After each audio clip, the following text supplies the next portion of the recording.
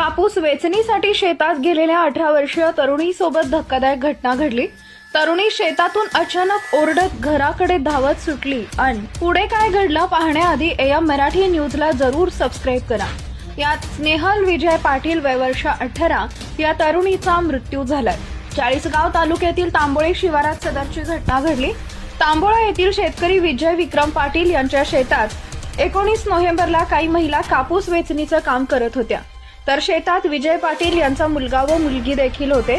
सकाळी 10च्या सुमारास स्नेहल विजय पाटील वय वर्ष 18 ही तरुणी भावासह शेताजवळच्या विहिरीवर पाणी घेण्यासाठी गेली होती। तिला अचानक बिबट्या दिसल्यानं तिनं जोरात आरोळी मारली। त्यावेळी तिच्या भावानं कापूस वेचणी करणाऱ्या महिलांकडे धाव घेतली, मात्र स्नेहल विहिरीजवळ असतानाच तिचा अचानक पाय घसरला, ती विहिरीत पडली। हा प्रकार समजताच आजूबाजूच्या शेतकऱ्यांनी विहिरीकडे धाव घेतली। पाटणा तांडा तालुका चाळीसगाव येथील पट्टीचे पोहणारे कैलास चव्हाण यांना बोलावून स्नेहलचा मृतदेह विहिरीतून बाहेर काढण्यात आला। चाळीसगाव ग्रामीण रुग्णालयात वैद्यकीय अधिकाऱ्यांनी तपासून मृत घोषित केले। याबाबत ग्रामीण पोलिसात अकस्मात मृत्यूची नोंद करण्यात आली आहे।